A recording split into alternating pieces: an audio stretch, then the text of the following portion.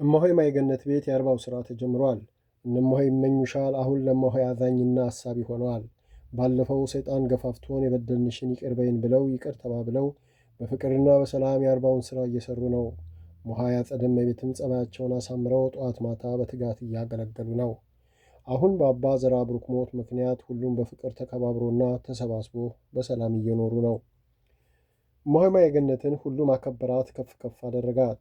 ሁሉም የእሷን ጽናቷን፣ ትዕግስቷን እሳቸውን ስታስታምም ታደርግ የነበረውን እንክብካቤና ልዩ ልዩ ነገሮችን እያነሱ ስለ እሷ መልካም ነገር ያወራሉ።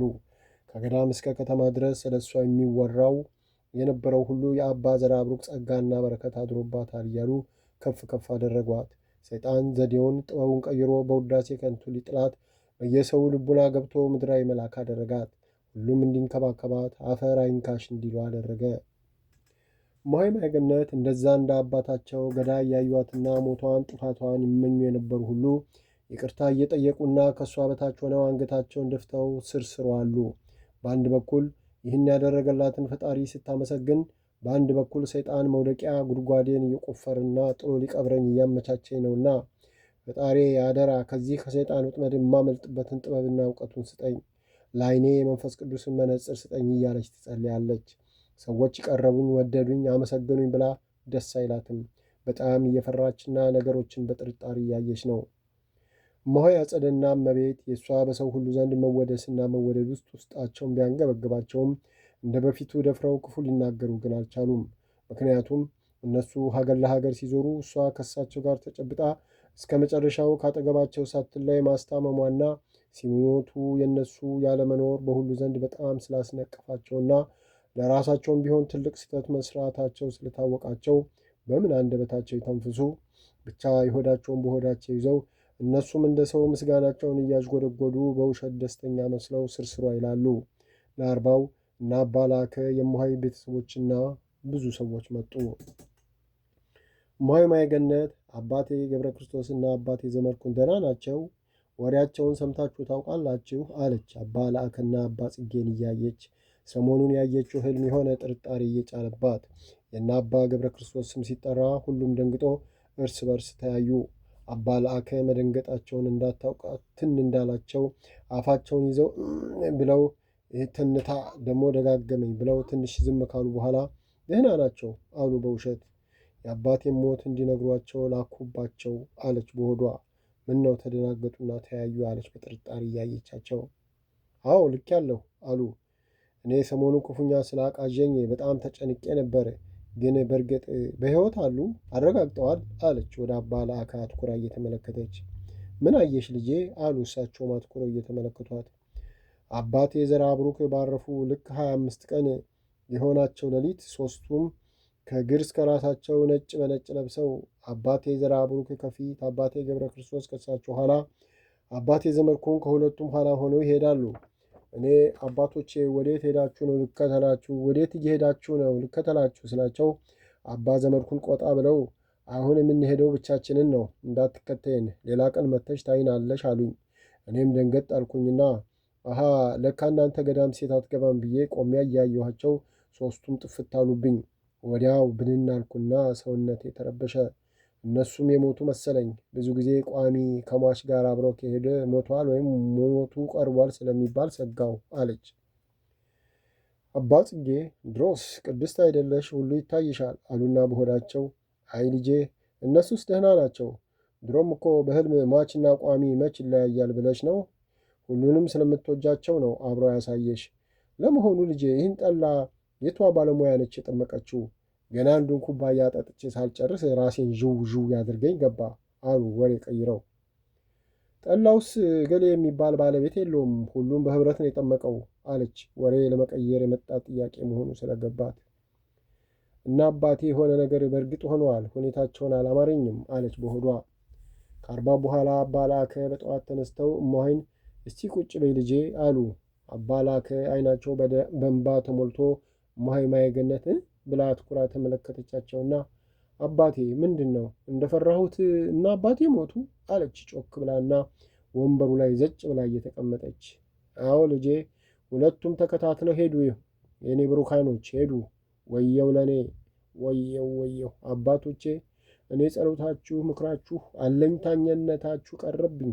ወየው ወየው ወየው ለእኔ አሉ እየተንጎራደዱ። እማሆይ ገነት ሰማይ ምድሩ ዞረባት። የምትሆነውን አጣች። ሞት አድሞ እሷኑ ብቻ ተከታትሎ የሚያሳድዳት መሰላት። ምርር ብላ አለቀሰች። በየጓሮና ከአጥር ውጭ መስማቷን ተደብቀው የሚጠባበቁ ሁሉ እየጮሁ ገቡ። እማሆይ ገነት አፍንጫዋን እየጠራረገች ለመሆኑ መቼ አረፉ? እንደው ሁለቱም በአንድ ቀን አረፉ አለች አሟሟታቸውን ለማወቅ። የሞቱበትን ቀንማ አሳየሽ እኮ ልጄ። አባ ዘራብሩክ ባረፉ በ25ኛው ቀን አባ ገብረ ክርስቶስ አረፉ። እሳቸው ባረፉ በ3ኛው ቀን አባ ዘመድኩን አረፉ። እኔና አባ ላከ እዛ የደረስነው አባ ገብረ ክርስቶስ የተቀበሩ ዕለት ነበር። መቼም አባ ዘመድኩንን ያየ 3 ቀን ማደራቸው ራሱ ታምር ይሆንበታል። አቤት ፈጣሪ! ለሁለቱ የሰጣቸውን ፍቅር ለማንም አልሰጠም። ሰው ለካ ከሕይወቱ አስበልጦ ጓደኛውን ይወዳል። እንጃ እንደነሱ ከዚህ በፊትም የለ ወደፊትም አይኖር። ያዩት ሲነግሩን እኮ አባ ገብረ ክርስቶስ ነፍሳቸው ልትወጣ ስትል አባ ዘመድኩን እቅፍ አድርገው እንደያዟቸው ነው አሉ ያረፉት። አባ ዘመድኩን አስከሬኑን በግድ አላቀው ግባ መሬት ከተባለ ወዲህ እኛ ከደረስን ጀምሮ እስካረፈበት ሰዓት ድረስ እንዲህ ዓይናቸው ሳይደርቅ አፋቸው ዝም ሳይል ያው ተከትለዋቸው ሄዱ አሉ አባ ጽጌ የሆነውን ሁሉ እያስታወሱ። መቼም እግዚአብሔር አዋቂ ነው። አባ ዘመድኩን ባያርፉ ኖሮ እርግጠኛ ነኝ ሰው ሆነው ቆመው አይሄዱም ነበር። ይህን የሚያውቀው ፈጣሪ አዘነላቸው አሉ አባ ላከ የእሳቸውን እንባ እየወረደ። እሺ አባ ዘመድኩን ሐዘኑ ገደላቸው እንበል። አባ ክርስቶስ ምን ሆኖ ሞቱ? አለች እማሆይ ገነት የእሷን እንባ እየወረደ። አይ ልጄ አባ ገብረ ክርስቶስ እኮ አባቴ ዘራብሩክ የታመሙ አካባቢ የእሷም ነው የታመሙ። እንደዛ ታመው ነበር አባ ዘመድኩንን ልጄ የሆነ ነገር ሆናለች ሄደያት ብለው የላኳቸው። ተጨማሪ ሐዘን እንዳይሆንብሽ እኮ ነው ሳይነግሩሽ ምክንያት ፈጥረው በችኮላ የተመለሱት። ከዚህ ከሄዱም በኋላ አልተሻላቸውም ነበር። ያው ጠሪው ሲመጣ ወሰዳቸው ልጄ አሉ አባ ጽጌ የወረደ እንባቸውን በመሐረባቸው እየጠራረጉ። እኔ ምን አይነት ገፊ ነኝ? የሚያስቡልኝን አባቶቼን ገፋሁ። እስቲ እሳቸው ታመው ለእኔ ማሰብ እኔ ድለቢስ ገፊ ነኝ አለች እየተንሰቀሰቀች።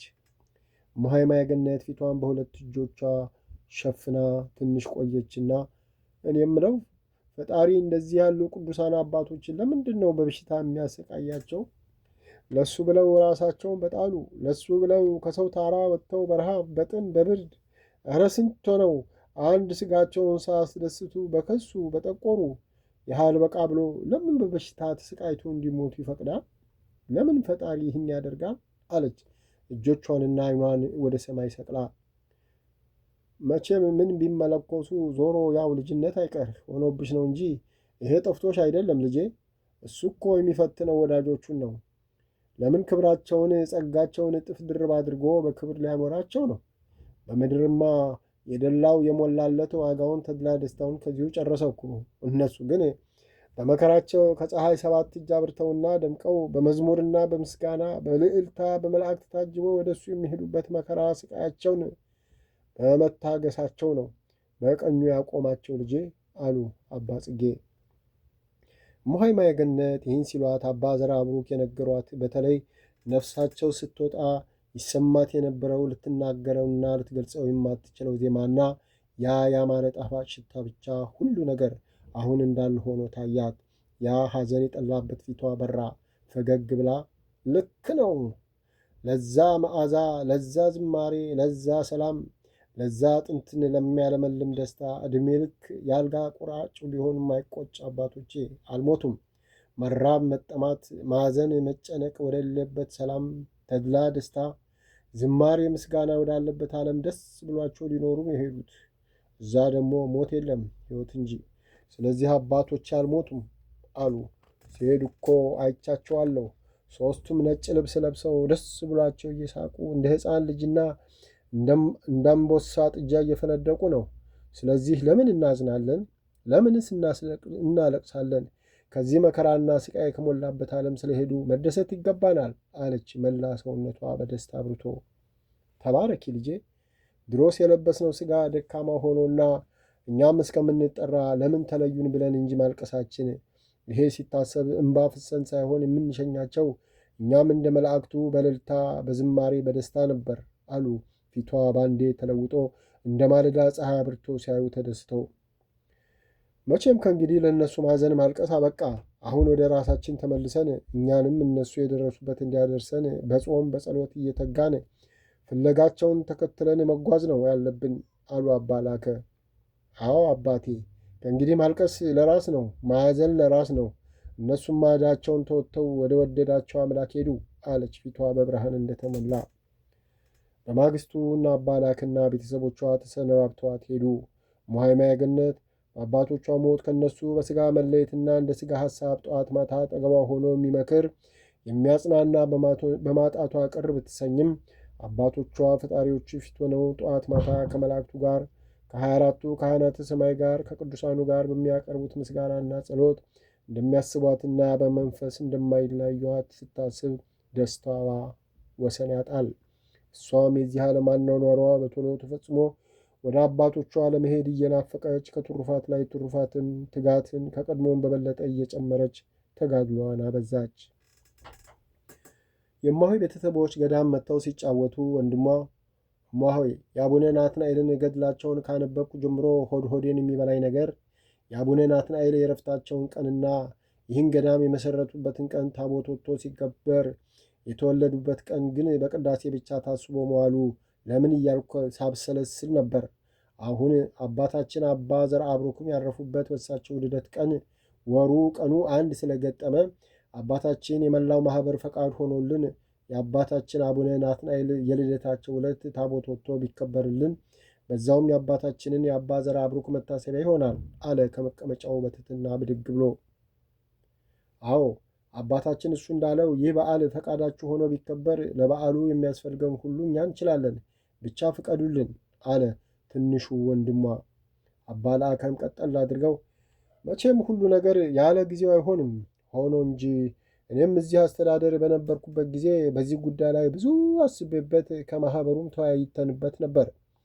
አባቴ ዘርአብሩክም ሱባኤ ገብቶ ወደፊት ይሆናል፣ አሁን ግን ጊዜው ገና ነው ስለተባሉ ፈቃዱ ሆኖ ለዛ ያድርሰን ብለን ተው ነው። ልጆቼም ሁሌ እያነሱ ብዙ ተነጋግረንበታል። አሁን ግን ጊዜው ይመስለኛልና እስቲ ከማኅበሩ ጋር ተወያዩና አንድ ነገር ላይ እንድረስ አሉ አበምኔቱን እየተመለከቱ። አበምኔቱ ሐሳባችሁ የተቀደሰ ነው። አባ ላከ እንዳሉት ጊዜው ደርሶ ይሆናል እንጂ አሁን በግልጽ የተነሳው እኔም ሁሌ ውስጥ ውስጤን የሚከነክነኝ ነገር ነው። ስለዚህ አሁኑኑ ወጥቼ ማኅበሩን ሰብስቤ እናንተንም ሐሳባችሁን ለማኅበሩ አቅርቡና የሚሆነውን አብረን እንሰማለን። በሉ ተነሱ እንውጣ ብለው ተያይዘው ወደ ወንዶች ገዳም ሄዱ። ማታ ሲመለሱ ሁሉም ተደስተው ነበር። በቃ መላው ማኅበር ተስማምቷል። እግዚአብሔር በሰላም ያድርሰንና ለዓመቱ የአቡነ ናትናኤልን ልደታቸው ታቦት ወጥቶ ሊከበር ነው። ለበዓሉ የሚሆነው ሁሉ ወጪ መላው ቤተሰብ ይችላል። በዚህ መላው ቤተሰብ ተደስቶ ወደ ቤታቸው ተመለሱ። መላው ማኅበር በወሰነው ውሳኔ የተደሰቱም የተከፉም አሉ። እነ እማሆይ አጸደና እመቤት ግብረ አበሮቻቸው ላይ ላዩን የተደሰቱ ይምሰሉ እንጂ ውስጣቸው ግን ብግን ብሏል። በተለይ እማሆይ አጸደ በሁሉ ነገር የበላይ ለመሆን ስትጥርና ስትለፋ የነበረው ሁሉ የከሸፈ፣ እሷ የተረሳች የተናቀች መሰላት። እማሆይ ማየገነት አባ ዘርአብሩክ ከሞቱ ጀምሮ በሰው ሁሉ ዘንድ መወደዷ መከበሯ ሳያንስ ይሄ ትልቅ የተቀደሰ ክብረ በዓል በእሷ ቤተሰብ አሳሳቢነት ሊከበር በመሆኑ አሁንም የእሷ ክብር ጨመረ ማለት እሷ እየከበረች እሷ እያነሰች የሄደች መሰላት። እርር ድብና አለች። ግን እንደ በፊቱ ደፍራ በግልጽ መቃወምና መተቸት ስለማትችል ውስጡን መናደድና አጋጣሚ መጠበቋ ግድ ነበር። እማሆይ ማየገነት በአቡነ ናትናኤል ልደት በዓል መከበር ከልብ ተደሰተች። ቤተሰቦቿ የበዓሉን ወጪ ሁሉ ለመሸፈን መወሰናቸው ትልቅ በረከት እንደሚያገኙና ከእነሱ አልፎ ለዘርዘር የተረፈ ጸጋና በረከት እንደሚያተርፉ ስታስብ ከልብ የመነጨ ደስታና የመንፈስ ርካታ ተሰማት። የእግዚአብሔር ፈቃድ ሆኖ ወደዚህ ገዳም የመጣችበትን ቀን መረቀችና ከእሱ አልፎ ለመላው ቤተሰብና ለዘርዘር የሚተርፍ በረከት ያስገኘች ቀን ስለሆነች መልሳ መላልሳ ቀኗን ባረከቻት። በቶሎ ቀኑ ደርሶ ድግሱን እሷ ደግሳ መላው ቤተሰብ መጥቶ ታቦት ወጥቶ በዓሉ በታላቅ መንፈሳዊ አከባበር በደስታ ሲከበር በዓይነ ሕሊናዋ ታያት። ያች ቀን ዛሬ ብትሆን ተመኘች። የእማሆይ ማየገነት ትልቅ ወንድሟና ትንሹ ወንድሟ በተከታታይ ሞቱ። እማሆይ ማየገነት በጣም አዘነች። ከሐዘኗ ስትጽናና ከቤተሰብ ጋር በመመካከር ለሁለቱ ወንድሞቿ መታሰቢያ እንዲሆን አቡነ ናትናኤል ገዳም ላይ አንድ የተግባር ቤት ለማቋቋም ወሰነች። ለአበምኔቱና ለአባ አብርሃም አማክራ በሐሳቧ ተስማሙ። በዚህ መሠረት አዲስ አበባ ሄዳ ከነ አባ ለአከና ከአባ ጽጌ ጋር ለተግባር ቤት የሚሆነው ዕቃ ሁሉ ገዛች። አንድ በጣም ትልቅ ጎላ፣ 2 መካከለኛ ጎላ፣ 4 ትላልቅ ላስቲክ በርሜል፣ ሳህኖች፣ ጭልፋዎች፣ ኩባያዎች፣ ባልዲዎች፣ የሊጥ ማሻ፣ ሳፋና ማስቀመጫ ብቻ ለተግባር ቤት ይሆናል ያለችውን ሁሉ አንድም ሳታስቀር ጥፍ አርጋ ገዛችና ጭና መጣች። አበምኔቱ እማሆይ ስትል ትንሽ ነገር እንጂ እንዲሆናል ብለው አልጠበቁም። ዕቃውን ሲያዩ ደነገጡ። ባለፈው የአቡነ ናትናኤል በዓል ሲከበር ሰው ሁሉ እሷን ከፍ ከፍ ማድረጉ ውስጣቸውን ቅናት ቢጤ ሲያብሰለስለው ነበር። አሁን ደግሞ ይህ ሁሉ ዕቃ ይዛ ስትመጣ በቃ ገዳሙን ተቆጣጠረችው ማለት ነው ብለው በውስጣቸው ተናደዱ። ይሄ ነገር በዚህ ከቀጠለ በቦታው ላይ እሷ ብቻ ልትገኝበት ነው አሉ በውስጣቸው። ቀድሞ የተጠነሰሰው ቅናት የበለጠ ነፍስ ዘርቶ፣ ስለዚህ አንድ ማሰሪያ ማድረግ አለብኝ ብለው ሲያጦነጥኑ አድረው በማግስቱ እማሆይ ማየገነትን ገዳም አስጠርተው አባ አብርሃምንም ጠርተው እማሆይ መቼም በወንድሞቼ የደረሰው ሐዘን የሁላችንን ልብ የማይጠፋ ነው። ከሁላችንም ልብ የማይጠፋ ነው። ስለሆነም ለእነሱ መታሰቢያ በሴቶች ገዳም ለማቋቋም ያሰቡትን ተግባር ቤት እኔም ደግፌው ደስ ብሎኝ ከአንዳንድ አባቶች ጋር ተነጋግሬ ፈቅጄሎት ነበር። ዕቃውን ይዘው ከመጡ በኋላ ግን ከወንዶቹም ከሴቶቹም መሃል አንዳንድ ማጉረምረምና ተቃውሞ እየተነሳ ነው አሉ። በውሸት የፈጠሩትን ነገር እውነት ለማስመሰል ግንባራቸውን ቋጠር ፈታ እያደረጉ። እማሆይ ደነገጠች። ይህ ምን ተቃውሞ አባቴ? ዕቃውን ከመግዛቴ በፊት እኮ እነማሆይን ስብስቤ ሁሉም በሙሉ ደስታ ፈቅደውልኛል። አሁን ምን መጣ? አለች በቅንነት። አይ እማሆይ፣ የእርሶ የዋህነት ደግሞ በዛ። እነሱ ያኔ ይሁን ያሉት መቼም አታደርገውም ብለው ነው። አሁን እውነት መሆኑን ሲያውቁ እኛ ተግባር ቤትም ቢቋቋምልን በገዳሙ ወይም ከምዕመኑ ተለምኖ እንጂ በግለሰቦች ገንዘብ አይደለም። ለወንድሞቿ ከፈለገች ሐውልት መታሰቢያ ትስራላቸው፣ እኛም ፈልጉም እያሉ ነው አሉ እውነት እያስመሰሉ። ወይ ፈተና! አሁን ይሄ ምን ችግር አለው? ገዳሙም አወጣ፣ ከሕዝቡም ተለመነ፣ እማሆይም ሰሩት። ይሄ የሚያሾም የሚያሸልም ነገር አይደል? ያው ጥቅሙ በአንድነት አብስሎ መብላትና ፈጣሪ ማመስገን ነው አሉ አባ አብርሃም። አይ ይሄ የኔና የናንተ ሐሳብ ነው፣ እነሱ ግን ይህን አላሉ። ይልቅስ እኔ አንድ ሐሳብ አለኝ። ይህ የተገዛውን ዕቃ እኛ በጽሕፈት ቤት በኩል ለእያንዳንዱ ይህን ከሌ ትገዛች ብለው በፈለግነው ሰው ስም ካርኔ እንቁረጥበት፣ ገቢ ይሁን። ከዛ በኋላ አይሆንም ቢሉ የተገዛው እኮ ከምዕመኑ ተለምኖ ነው፣ ይኸው ገቢ የሆነበት ካርድ ብለን እናሳያለን አሉ ሲያውጠነጥኑ ያደሩትን ተኮል ለመተግበር። እማሆይ ማየገነት በጣም ደስ አላት። ይሁን፣ እንዳውም ይሄ ጥሩ የሚደገፍ ሐሳብ ነው። ካርኒው በማንም ስም ተቆረጠ በማን ዋናው ተግባር ቤቱ መመሰርቱና ሐሳቤ መሳካቱ ነው። ሌላውን ከአስከፈ ራሱ ፈጣሪ ከነምንጩ ያውቀዋል። ድሮም እኔ የምፈራው ይህንኑ ነበር። እንዳሉት እሷ ራሷን ልታስከብርበት ልታስታውቅበት አደረገች ከሚሉ እርስዎ ባሉት ቢሆን ለእኔም በጣም ነፃነት ይሰጠኛል አለች በፍጹም ቅንነት ያለ ምንም ጥርጣሬ። አበምኔቱ ደስ አላቸው። አዎ አልሆነልሽም እንጂ ቢሆንልሽማ ከሰው ሁሉ በላይ ልትሆኚ ነበር። ግን ሰውየው እኔ ነኝ። ግድ የለም ዕቃው በካርኔ ግባ እንጂ የተግባር ቤቱን መቋቋም ውለን አድረን እናየዋለን አሉና በልባቸው በቃ ሐሳቤ ከገባሁትና ከተረዱት መልካም፣ በሉ የዕቃውን ዝርዝር ነገ ይዘው ይምጡና ገብረ ማርያም ወለተ ማርያም እያልን የመጣልን ስም እያስገባን በእያንዳንዱ ዕቃ ካርኔ ይቆረጣል አሉ በረካ መንፈስ። አባ አብርሃምም በቅንነት አባቴ እማሆይማ እንዲህ አይነቱን ነገር ይወዳሉ። ያኔ አላዩም? ቤተሰብ ያመጣውን እህል የእነሱ ስም አይጠራ አንድ ምዕመን ሰጠ በሉ ሲሉ፣ መቼም እማሆይ በዚህ ዓለም እንደ ውዳሴ ከንቱ የሚጠሉት የለም አሉ። ሞኛችሁን ፈልጉ ባይሳካላችሁ እንጂ ገዳሙን ጤና አዳምን ሊቆጣጠሩ መንቀራቸው። ቆሞ የሚሄደው ቀርቶ አልጋ ላይ የዋለ በሽተኛ ሳይቀር ወሬው እሳቸውና ቤተሰባቸው ሆኗል። እኔ እዚህ ታላቅ ገዳም አበምኔት ሆኜ እሳቸውን ያህል ተመስግኜና ተወድሼ አላውቅም አሉና በሆዳቸው መቼ አጣሁት? እኔስ ይህን ስለማውቅ አይደለም ይህን ዘዴ ማምጣቴ። በሉ ነገ እንገናኝ ብለው ተለያዩ። አባ ዘራብሩክ አንድ ቀን ለእማሆይ በሕልሟ ታዩአት። አባ ዘራብሩክ ተቆጥተው ምን ነው እማሆይ፣ አበምኔቱ ይህን ሁሉ መነኩሴና መናኝ በገሃድ ከገዳሙ አባሮ ገዳሙ ባዶ ሲቀር እያየሽ ዝም አልሽ አሉ። አባቴ ታዲያ እኔ ምን አቅም አለኝ አለች ግራ በመጋባት። ምን ነው ያኔ እሱ ስልጣኑን አልለቅም ካለ ንገሪው፣ ከረሳ አስታውሹ ብዬሽ አልነበረም? ሌላው ቢቀር ለምን አታስታውሹም ልጄ? እሱ እምቢ ይበል ካንቺ ይለፍ፣ እሱ እምቢ ይበል ካንቺ ይለፍ፣ አለዛ የመለኮሳቱና የመናኞቹ እንባ አንቺንም ያቃጥልሻል። እናም ንገሪውና ልጄ የመጣውን ፈተና በጸጋ ተቀበዩ፣ ደህና ሁኚ ብለዋት ተሰወሩ። እማይ ከእንቅልፏ ነቃታ ተንቀጠቀጠች። ያኔ እሷ በምኔቱ አባ ዘራ ብሩክ ሆነው የተነጋገሩት ነገር ሁሉም ፊቷ ድቅን አለ። ዛሬ ያለውን ነገርም አሰላሰለች። ከገዳሙ የወጡትን በሐሳቧ ለመቁጠር ሞከረች። የአምላክ ያለህ አለች ራሷን ይዛ። ታዲያ ማን ቀረ? ለካ ገዳሙ ባዶ ቀርቷል። አቤት አቤት አለች እንደገና ሁሉንም ነገር በሐሳቧ አመላለሰች። ዘገነናት። ወይኔ አባ ኃይለ ማርያም ምነካቸው? ከማን ጋር ሊኖሩ ነው ብላ አሰብ አደረገችና አሁን እንዴት አድርጌ ልንገራቸው? አባ ዘራ ብሩክን ያልተቀበሉ እኔን እሺ ብለው ስልጣን ይለቃሉ? አይታሰብም። ታዲያ ምን ይሻላል ብላ ትንሽ አሰላሰለችና አዎ በመጀመሪያ ጉዳዩን ለአባ አብርሃም ልንገራቸው፣ ከእሳቸው ጋር ብንነግራቸው ይሻላል ብላ ለአባ አብርሃም አባ ዘራ ብሩክ ያሉትን ሁሉ ከነገረቻቸው በኋላ ይኸው ትንቢታቸውን ሆኖ ገዳሙ ባዶ መቅረቱ ነው፣ ምን ይሻላል ይላሉ አለች። አባ አብርሃም ዝም ብለው ቆዩና ታዲያ እስከ ዛሬ ለምን አልነገሩኝም? ይሄ ከሆነ እኮ 4 ዓመት ሆነው አሉ። ልክ ኖት 4 ዓመቱ ነው፣ ግን እኔ ከዛን ቀን በኋላ በፍጹም አስታውሼውም አላውቅም። ዛሬም አባቴ ዘራ ብሩክ በሕልም አስታውሰው ስለወቀሱኝ ነው ነገሮች ሁሉ ወለል ብለው ይታዩኝ አለች። አባ አብርሃም ዝም ብለው ሲያሰላስሉ ቆዩና በቃ ገዳሙ ከሚፈታ እንንገራቸው። ደግሞም የጓደኝነታችን የቤተሰባዊነታችን ትርጉሙ ምንድን ነው? እሳቸው የእኛን እኛ የእሳቸውን ጉድለት እያየን መወያየቱ መታረሙ አይደለም። ስለዚህ እርግጠኛ ነኝ ደስ ብሏቸው ሰምተውን ስልጣኑን ያስረክባሉ።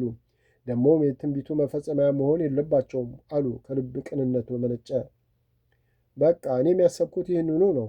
በቃ ተነገ ወዲያ እመቤታችን ነች፣ ቅዳሴው እዚህ ስለሆነ እማሆይ ይፈልጎታለሁ ብላለች ብለው ነገሯቸውና ከቅዳሴ መልስ እንነግራቸዋለን፣ እመቤታችንም ትረዳናለች ብላ በዚሁ ተስማምተው ተለያዩ። የእመቤታችን ዕለት ከቅዳሴ በኋላ እማሆይ ቤት ምሳ በልተው ያ የሚወዱትን ወፍራም ቡና ጠጥተው አረፍ ካሉ በኋላ ወደ እማሆይ ጸሎት ቤት ገብተው ጸሎት ካደረጉ በኋላ ቁጭ ቁጭ አሉ። እማሆይ ማየገነት ካቀረቀረችበት ቀና አለችና አባቴ እንደምታውቁት አባቴ ዘራ ብሩክ ሊሞቱ 3 ቀን ሲቀረው እኔንና እርሶን ጠርተው የነገሩንን ያስታውሳሉ? ግን ገዳሙን ለማቅናትና አንዳንድ ነገር ለማስተካከል ስትሉ ቃላቸውን ተግባራዊ ሳታደርጉ ይኸው 4 ዓመት ሆነው። በዚህ መሃል አባቴ እንዳሉት መነኮሳቶች መናኞች አሉ የተባሉት ሄደው ገዳሙ ባዶ ሊሆን የቀረው ትንሽ ሰው ነው። እናም አባቴ ምናለ ስልጣኑን ለቀው እንደ ድሮት በሰላም ብትኖሩ የትንቢቱ መፈጸሚያ ከመሆን አለች በትትና። አባ ኃይለ ማርያም ከእግር እስከ ራሳቸው እሳት ነደደ። እማሆይ ከዛ በፊት ከዛ በኋላ ያጋጥመኛል ብላ በማታስበው ሁኔታ ሰው ከመሆን ወደ ሰይጣንነት የተሸጋገሩ ይመስል በአስፈሪ ድምፅና ቁጣ ለካ እዚህም ተደርሶልኛል። እሳቸው በሞት ጣር ሆነው የቃዙትን እርስዎም ይድገሙት። ለካ ተደፋፍረናል። ስልጣኔን አልለቅም እስቴቱ ወንድ ያስለቅቀኛል። ለካ ተደፋፍረናል አሉ። መላ ሰውነታቸው በንዴት ግሎ እየተንቀጠቀጡና እማሆይን ከእግር እስከ ራሳቸው እየገላመጡ እማሆይ ክው ብለው ቀሩ። ፍጹም ያልጠበቁትና ያላሰቡት ሁኔታ ነበር። እንዲህ አባቴ እኔ እርሶ ሹመት ላይ እያሉ የጎደለብኝ ነገር የለም እኮ ለምን የትንቢቱ መፈጸሚያ ይሆናሉ ብዬ ነው አለች በፍርሃት እያየቻቸው። በቃ ሰማሁ። ጥሩ ነው እንግዲህ እንተያያለና። እስቲ ወንድ ነሽ ታስለቅቂኛለሽ። ጥሩ ነው እንግዲህና ወንድና ሴቱ ይለያል፣ እንተያያለን ብለው ተስፈንጥረው ተነሱና አባ አብርሃምንና እማሆይን ገላምጠው የጸሎት ቤቱን በኃይል ከፍተው በቁጣ ፈረስዬ ተስፈነጠሩ ወጡ። እማሆይና አባ አብርሃም ባሉበት ደርቀው ቀሩ። ከብዙ ዝምታ በኋላ አባ አብርሃም ቀና ብለው እማሆይን መልከት አሉና አባን ምን ነካቸው? አሁን ይሄ ያስቆጣል እንዴ? አሉ። እሳቸው ምንም ለመናገር ጊዜ ሳያገኙ ጥለዋቸው በመሄዳቸው ጭምር በመገረም በስመ አብ እሳቸው ናቸው ሰይጣን አብሮን የነበረው። ድምፃቸው ብቻ ሳይሆን ፊታቸውም እኮ ነው የተለወጠው። በሕይወቴ ሰው እንደዚህ ሲቆጣ አይቼ አላውቅም። ይህን ያህል ስሜታቸውን ነክቶ እንዲህ የሚያደርጋቸው ባውቅ ኖሮ ምን ቆርጦኝ ጀምረው ነበር። እኔ ወንድምነታቸውንና ቤተሰባዊነታቸውን አስቤ ነበር አለች በድንጋጤ የደረቀ ከንፈሯን እያራሰች። ይገርማል። ለካ ሰው ጨዋ አይደለም ተቀምሶ አይታየም የሚባለው እውነት ነው። እኔ ቁጡና ነገር አክራሪ መሆናቸውን ባውቅም እንደዚህ ግን በፍጹም ገምቼ አላውቅም አሉና እማሆይን አየት አድርገው ግድ የለም እማሆይ፣ በዚህ አይደናገጡ፣ ይብረድላቸውና እኔ ነገ አግባባቸዋለሁ፣ በሉ ልሂድ ብለው ተሰናብቷቸው እያዘኑ ወጡ። አመሻሹ ላይ አባ ምስጢረ ሥላሴ ድንገት መጡ። እማሆይ ስታያቸው ክፉኛ ደነገጠች። እሳቸው የሆነ ነገር ሊሆን ሲደርስ ካልሆነ በስተቀር የሰው ቤት በፍጹም አይሄዱም። እሳቸው ድንገት የሄዱበት ቤት በቃ መልካም ወይ ክፉ አይለቱን አሊያም ውሎ አድሮ መድረሱ አይቀርም። አባ ምስጢረ ሥላሴ ትውልድ ሀገራቸው ወይ ከዚህ አካባቢ መጡ ተብሎ አይታወቅም። አቡነ ናትናኤል ገዳም መኖር ከጀመሩ 50 ዓመት ሆኗቸዋል። ይህን ጊዜ ሁሉ ከፈጣሪ የታዘዙት ነገር ከሌለ በቀር ከማንም ጋር በክፉ ሆነ በደግ ግንኙነት የላቸውም። ከቤተ ክርስቲያን ውጪ ወደ በረሃ የሄዱ ካልሆነ በቀር ከበዓታቸው አይወጥም። ከጸሎት ከምስጋና በቀር ምን አይናገሩም። እሳቸው ጋር ይህ ከፋ ይህ ለማ አረረ መረረ የለም። ከማኅበር ጋር በስብሰባም ሆነ በሥራ በምንም ነገር አይገናኙም። መላው ማኅበር በጣም ያከብራቸዋል፣ ይፈራቸዋል። ከማኅበሩ ከዕለት ጉርስ በቀር ምን አይፈልጉም። ወደ ገዳሙ ከሚመጡትም እንግዶች ጋር ፍጹም አይገናኙም። በቃ የሚያስተላልፉት መልእክትን የታዘዙት ነገር ካለ የማንንም ቤት ማንም ሳያሳያቸው ሰተት ብለው ሄደው ያሉትን ብለው ይመለሳሉ። ስለዚህ አባ ምስጢረ ሥላሴ የተገኙበት ቦታ በቃ የሆነ ነገር አለ ማለት ነው። ስለዚህ ነው እማሆይ የአበምኔቱ ድንጋጤ ሳይወጣላት በሳቸው መምጣት ክፉኛ የደነገጠችው። አባ ምስጢረ ሥላሴ በሩን አንኳኩተው እማሆይ ስከፍትላቸው እማሆይ ቀኑብሽ፣ እንዴት ዋሉ አሉ በትሕትና። እማሆይ በይበልጥ ተደናግጣ ስሟ እማሆይ ማሆ ማይገነት፣ እሳቸው የሚሉት እማሆይ ቀኑብሽ ምን ማለት ነው? እማሆይ ደንግጣ እንደቆመች አባ ምስጢረ ሥላሴ ፈገግ ብለው እያዩአትና አባቴ ዘርአብሩክ አብረውኝ መጥተው እሳቸው ካፋፉ ቀሩ።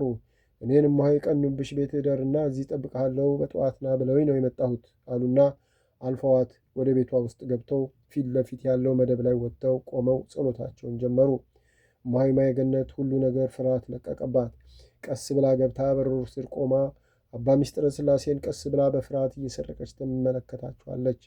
አባ ምስጢረ ሥላሴ ጸሎታቸውን በአቡነ ዘበሰማያት አስረው ልጄ አይዞሽ አትፍሪ፣ አባ ዘርአብሩክም የላኩኝ ከዚህ ቤት ከዛሬ ጀምሮ ፍርሃት እንዲጠፋ ያን የፍርሃት መንፈስ እንዳባረረው ነው። አይዞሽ ደስ ይበልሽ፣ ያ የታዘዘው ሦስተኛው መከራ መጥቷል። ግን በድል ስለምትወጪው ደስ ይበልሽ። ከእንግዲህ ፍርሃት፣ ብቸኝነት የለም። ቤትሽ ሰላም ነው።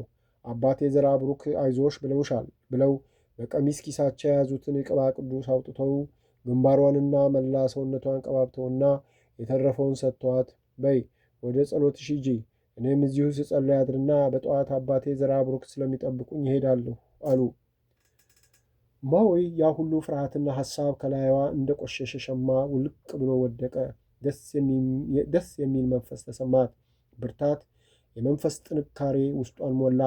አባ ምስጢረ ሥላሴ እግር ላይ ድፍት አለችና አባቴ አደራ እስከ መጨረሻው በጸሎቱ ታይሱኝ አለች እግራቸውን እየሳመች። አባ ቶሎ ከእግራቸው አነሷትና አይዞሽ ጠላትሽ ሰይጣን እንደዚህ ይውደቅ፣ ምንም ክፉ አያገኝሽም ልጄ። ሰይጣን እኮ ማስፈራራትና በባዶ ማጓራት እንጂ ኃይል የለውምና አይዞሽ በርቺ ብለው ትንፋሻቸውን እፍ ብለውባት በመስቀል ባረኳት። እማሆይ ማየገነት እሺ አባቴ እናንተ ካላችሁ መሆን አለው ብላ ታዲያ እራት ብሏ አለች። የለም ልጄ ምንም አያስፈልግም፣ ይልቅ ወደ ጸሎታችን እንሂድ፣ ደህና ደሪ ብለው መደቡ ላይ ወጥተው ቆመው ጸሎታቸውን ጀመሩ። እማሆይም ውስጧ በደስታ ተሞልቶ እሷም እንደሳቸው ሳታርፍ ሌሊቱን ሁሉ ቆማ አደረች። አባ ምስጢረ ሥላሴ ሲነጋጋ ለእማሆይ ጸሎት አድርገውላትና ባርከዋት እየተጣደፉ ወጡ። እማሆይም ከዚህ በኋላ ዓለም በላዩ ልገልበጥ ብትል እንኳ ትከሻዋን በፍጹም እምነትና በደስታና በጸጋ ለመሸከም አዘጋጀች።